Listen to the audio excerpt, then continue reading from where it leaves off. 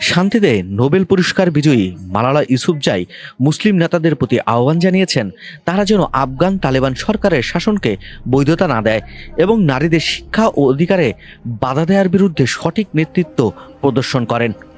গেল রবিবার পাকিস্তানের রাজধানী ইসলামাবাদে মুসলিম দেশগুলোর মেয়েদের শিক্ষা বিষয়ক এক সম্মেলনে তিনি এই আহ্বান জানান। মালালা বলেন, তাদের বৈধতা দেবেন না। মুসলিম নেতাদের এখনই সময় নিজেদের কণ্ঠ উচ্চারণ করার, ক্ষমতা প্রয়োগ করার, সঠিক নেতৃত্ব দেখানোর, প্রকৃত ইসলাম প্রদর্শনের। 2 দিনের এই সম্মেলনে মুসলিম বিশ্বের ডজনখানেক দেশের মন্ত্রী, শিক্ষা খাতের কর্মকর্তারা অংশগ্রহণ করেছেন। সম্মেলনটি মুসলিম ওয়ার্ল্ড লীগের সহযোগিতায় অনুষ্ঠিত হয়েছিল। 2021 সালে আফগানিস্তানে ক্ষমতায় ফিরে আসার পর তালেবান সরকার কঠোর শরিয়া আইন প্রয়োগ করে। এই কঠোরতাকে জাতিসংঘ লিঙ্গ বৈষম্য হিসেবে অভিহিত করেছিল। তাদের এই বিধিনিষেধের ফলে নারীদের মাধ্যমিক ও উচ্চশিক্ষায় অংশগ্রহণ বন্ধ হয়েছে। অনেক সরকারি চাকরি থেকেও তারা বঞ্চিত হয়েছেন। পাকিস্তানের শিক্ষামন্ত্রী খালিদ মকবুল সিদ্দিকী বলেছেন, তালেবান সরকারকে সম্মেলনে আমন্ত্রণ জানানো হলেও তারা উপস্থিত হয়নি। মালালা বলেন, সরাসরি বলতে গেলে তালেবান নারীদের মানুষ হিসেবে গণ্য করে না। তারা অপরাধগুলোকে সাংস্কৃতিক ও ধর্মীয় যুক্তিতে আড়াল করার চেষ্টা করে।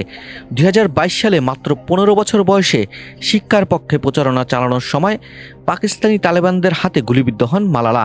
পরবর্তীতে 2014 সালে তিনি নোবেল শান্তি পুরস্কার ভূষিত হন এবং তখন থেকে তিনি বিশ্বব্যাপী নারীদের শিক্ষার অধিকারের জন্য একজন সক্রিয় কর্মী হিসেবে কাজ করছেন। সম্মেলনে মালালা আরও বলেন, তালেবান স্পষ্টভাবে তাদের লক্ষ্য তুলে ধরেছে। তারা নারীদের সমাজের প্রতিটি ক্ষেত্র থেকে নির্মূল করতে চায় এবং তাদের অস্তিত্ব মুছে দিতে চায়।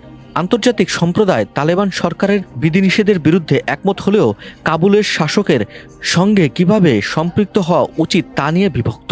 কেউ কেউ বলছেন তালেবানকে কূটনৈতিক মহল থেকে একঘরে করে রাখা উচিত।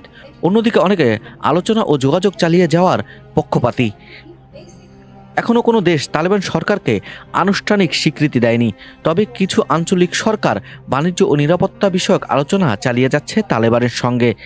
মালালার এসব বক্তব্যের পর সোশ্যাল মিডিয়ায় এবং সামাজিক যোগাযোগ মাধ্যমে ব্যাপক প্রতিক্রিয়া সৃষ্টি হয়েছে। অনেকে মালালাকে নিয়ে তিরস্কার করছেন, কেউ বা তার প্রশংসা করছিলেন সামাজিক যোগাযোগ মাধ্যমে।